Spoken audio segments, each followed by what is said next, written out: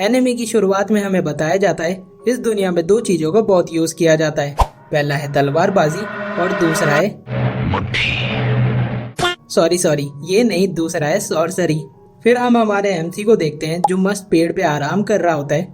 तभी उसे किसी के चिल्लाने की, दोनों ठीक तो होना, ये लो बच्चे तुम्हारे काम आएगा, आगे से ध्यान रखना। सुनो अंकल, आपको और मेरा लेवल 999 है और मैं एक विलेजर हूँ। उसका लेवल देख के उन बाप बेटों की लाइम को देख के जितनी नहीं फटी, उससे ज्यादा इसका लेवल देख के फट जाती है। क्योंकि इस दुनिया में जब से मॉन्स्टर तुम्हें तुम्हारे घर पे समझा जाता है। विलेजर का मैक्सिमम लेवल 1 से 10 तक ही बढ़ सकता है। फिर हम एक लाल बालों वाली लड़की को देखते हैं जो बहुत घबराई हुई होती है और कुछ ढूंढ रही होती है। फिर वो गुफाओं की तरफ जाने लगती है। कितने मॉन्स्टर को मारा होगा। कोजी एक बोर्ड को देखता है जिसमें 10,000 गोल्ड के बदले एक मिस्ट्री बॉक्स मिलेगा। अभी मुझे 4,500 गोल्ड कॉइन इकट्ठा करने हैं। फिर वो अगले क्वेस्ट की गंदे मॉन्स्टर की वजह से होता है। उनसे निकलने वाले माना से और मॉन्स्टर पैदा होते हैं। हमें डीमन किंग को हराना होगा। पब्लिक भी उसके सपोर्ट में आ जाती है। हाँ तुम सही कह रहे हो, मैं तुम्हारे साथ हूँ। मुझे मॉन्स्टर को मारने का 20 साल का तजुर्बा है और मेरा लेवल 86 है। नहीं तुम नहीं, मेरी पार्टी में आने के लिए 90 से ऊपर का लेवल चाहिए। क्या इस लड़की का लेवल कितना है? फिर ये एक सेज है, इसका लेवल 42 है जो काफी इनफ है। अबे दल्ले बड़वे, भेदभाव करता है हमारे साथ। ये इस देश के राजा सैलमोन की बेटी राजकुमारी है। ये वक्त के साथ और बेहतर हो जाएगी। इन्होंने अपनी पूरी जिंदगी बहुत मेहनत की है। अच्छा ऐसी बात है तो मुझे पार्टी में और बाकी है। तभी उसे एक परछाई दिखती है। उसे लगता है ये भी एक मॉन्स्टर है, पर वो तो वही बच्चियों को पसंद करने वाला हीरो होता है। ग्रीन बालों वाली मेज कुत्ते की तरह सूंघ के बोलती है, मुझे लगता है कोई हमारा पीछा कर रहा है। बोलता है कोई मॉन्स्टर होगा, चलो उसे मारते हैं। वहीं राजकुमारी और बाकी लड़कियां आपस में बात कर रही होती हैं और अपना नाम बताती है। मुझे तुम कूना कह के बुलाना और मेरा नाम टीना है। और वो बताता है अब हम एक सीक्रेट चैम्बर में जाएंगे जहाँ लेजेंडरी स्वॉर्ड रखी है जिसे रॉयल्स ने छुपा के रखा है। उस स्वॉर्ड से डीमन किंग को हराने में आसानी होगी। अगर उस स्वॉर्ड से डीमन किंग को हराया जा सकता है तो उसे छुपा के क्यों रखा है? वो किसी हीरो को भी तो दे सकते थे। ऐसा नहीं है, इसकी कोई गारंटी नहीं है उस स्वॉर्ड से डीमन किंग को हराया जा सकता है। उसको चलाने वाला काबिल होना चाहिए जिसका लेवल 90 से ऊपर हो। और कोई भी बाप अपनी बेटी उस लाल वाली बच्ची को देखते हैं जो अभी भी कुछ ढूंढ रही होती है और उसके सर पर सींग होते हैं। दूसरी ला कर देते हैं। कोजी उन्हें एक ही घुसन में राख बना देता है। वही हम उन हीरो पार्टी को देखते हैं जिन्हें बहुत मुश्किल हो रही होती है मॉन्स्टर को हराने में। सभी कमजोर और थोड़ा है रिक्स याद रखना, वो बोलता है। फिर वो बोलता है बस हम पहुंच ही गए। अब तुम कौन हो और हमारे इतने पावरफुल अटैक को तुमने इतनी आसानी से बर्बाद कैसे कर दिया? मैं एक विलेजर हूँ जो बस यहाँ से गुजर रहा था। एक विलेजर ऐसा नहीं कर सकता। और वो तुम्हारे बगल में एक डीमन है, उसके सर के पीछे एक सींग भी है, देखो। ये बेच दिया, मुझे लगा उसके अच्छे दाम मिलेंगे।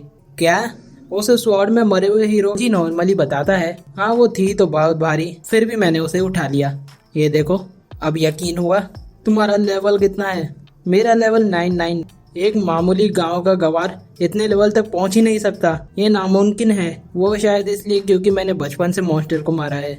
लेकिन कोना उसे बीच में ही रोक देती है और कहती है तुमने रॉयल फैमिली की तलवार चुराई है जो डीमन किंग को हराने के लिए बनाई गई थी। तुम हमारी पार्टी में शामिल हो जाओ और उस डीमन किंग को हरा दो। उसके बदले तुम मेरे साथ 3 रात 4 दिन ओयो में रह सकते हो और हरा सकते हैं। आखिर तुम्हारी जिंदगी का मकसद क्या है?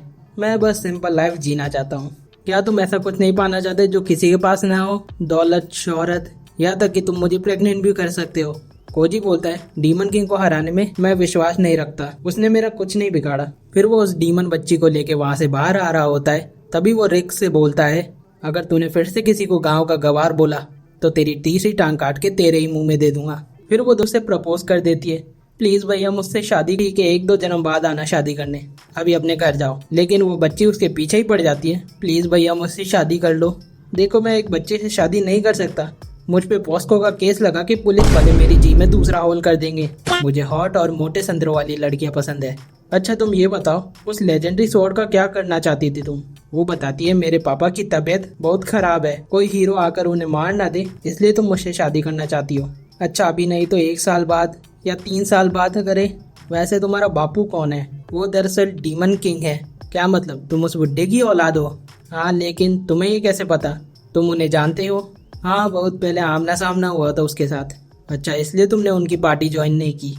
कोजी बोलता है, ऐसी बात नहीं है और इसका कोई फायदा भी नहीं। डीमन के किंग से निकलने वाला माना और डीमन पैदा करता है। ये वजह काफ़ी है इंसानों की डीमन से नफरत करने के लिए। वो बच्ची बोलती है, पर मैं चाहती हूँ इंसानों और डीमन आपस में साथ मिलकर रहे। कोजी बोलता है, देखो इसमें तुम्हारी कोई गलती नहीं है और ना किसी और की। ये बस इत्तेफाक है, तुम एक डीमन की बेटी हो। ये कह के वो वहाँ से चला जाता है। फिर हम इन हीरो पार्टी को देखते हैं जो कोजी से थोड़ा चिढ़ रहे होते हैं। रिक्स कहता है, उसने मुझे धमकी दी थी, अब मुझे और स्ट्रांग बनना होगा, उस विलेजर से भी ज्यादा। फिर हम कोजी को देखते हैं जो शहर पहुंचने ही वाला होता है। कोजी बोलता है, आखिर तुम मेरा कब तक पीछा करोगी? शहर भी आ गया और मैं तुमसे शादी नहीं करने वाला। नहीं, पर तुम मुझे कुछ पैसे उधार दे सकते हो। मैं एक पोशन खरीद के अपने पिताजी को ठीक करना चाहती हूँ। मेरे पास 500 सिल्वर कॉइन है। देखो बच्ची, उनके ठीक होने से कुछ नहीं बदलने वाला, फिर भी उन्हें हीरो मारने की कोशिश करेंगे।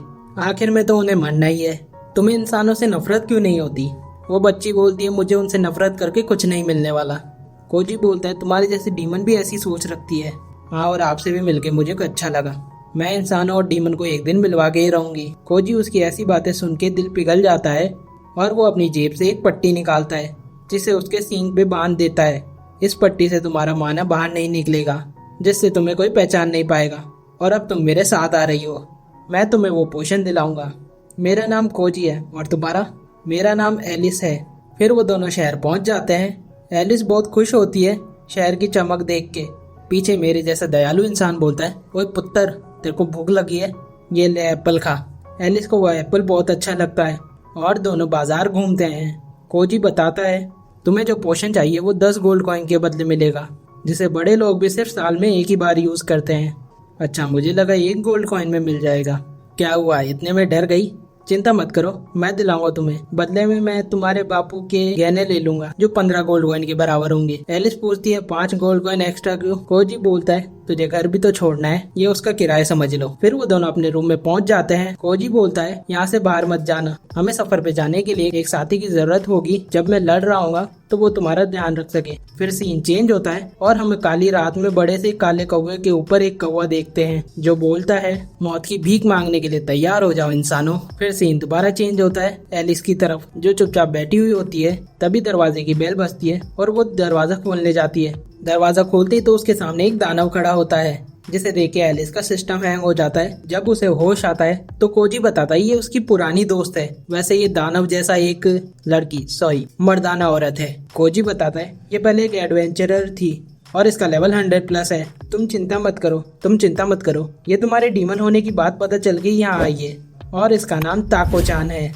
और ये एक मॉन्क है। ताको-चान बताती है, पहले मैं भी डीमन से नफरत करती थी, लेकिन एक दिन जब मैं घायल थी तो एक डीमन ने आकर मेरी मदद की थी। उसके बाद से मैंने एडवेंचरर छोड़ दिया और अपना कोठा और बार खोल लिया। कोजी एक दिन कस्टमर बन के आया और तभी से हमारी मुलाकात शुरू हुई। अब तो ये आता ही नहीं। फिर वो शर्मा के घुसंड मारती है, जिससे कोजी थोड़ी देर के लिए गीले लाचार जानवर जैसे तड़पने लगता है। वैसे ये एक लड़की है। ये सुन के एलिस को बहुत हैरानी होती है, ये फीमेल है तो इसकी ब्रेस्ट कहाँ पर है? वो इसने ब्रेस्ट का फैट जला के मसल में बदल दिया।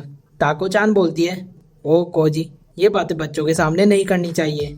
फिर वो उसे एक लात मारती है, जिससे कोजी की निक्की छूट जाती है। फिर हम देखते हैं एलिस और ताको-चान बाहर घूम रहे होते हैं। एलिस पूछती है, कोजी का लेवल 999 है, फिर आपने एक ही किक में उनकी निक्की कैसे निकाल दी? ताको-चान बोलती है, वैसे तो वो एक विलेजर है, अगर हम सेम लेवल पे हो तो मॉन्क की पावर सेज से काफी ज्यादा होती है क्लोज कॉम्बैट में। अगर हमारी फेयर फाइट हो तो कोजी ही जीतेगा। सीन चेंज होता है कोजी की तरफ, जो अपना पास्ट याद करता है, जिसमें उसने अपनों की मौत देखी और अपने से बड़े मॉन्स्टर से बचपन में ही फाइट करना शुरू कर दी। सीन फिर से ताको-चान की तरफ होता है। वो बोलती है, तुम्हें इस बात की चिंता है ना, कोई 999 वाले लेवल तक पहुंच जाएगा और तुम्हारे बापू को मार देगा।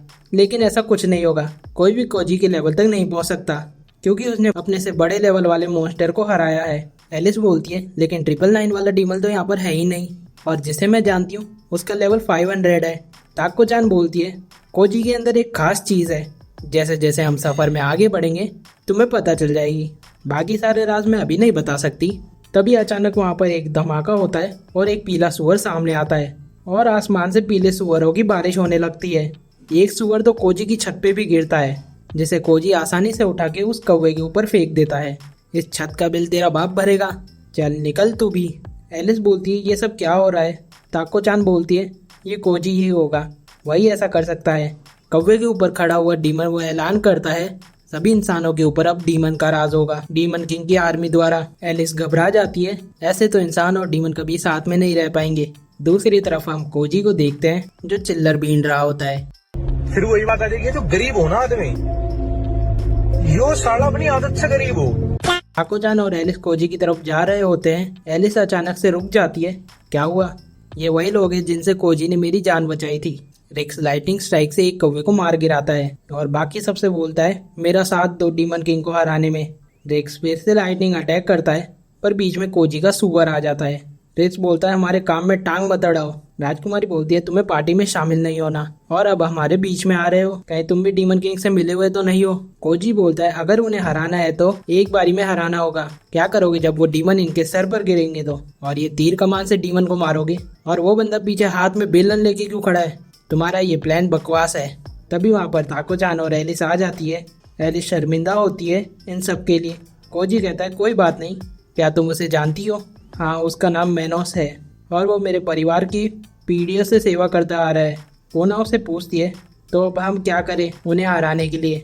कोजी कहता है पहले ये जानना ज़रूरी है उन्हें क्या चाहिए, वरना तुम ज़रूरी चीज़ें मिस कर दोगे। ताको चान तुम इसका ध्यान रखना, मैं अभी उस काले कौवे के पर काट के आया। फिर वो एक जोरदार छलांग लगाता है और उसकी तरफ जाने लगता है। ताको चान भी उसके पीछे पीछे चली जाती है।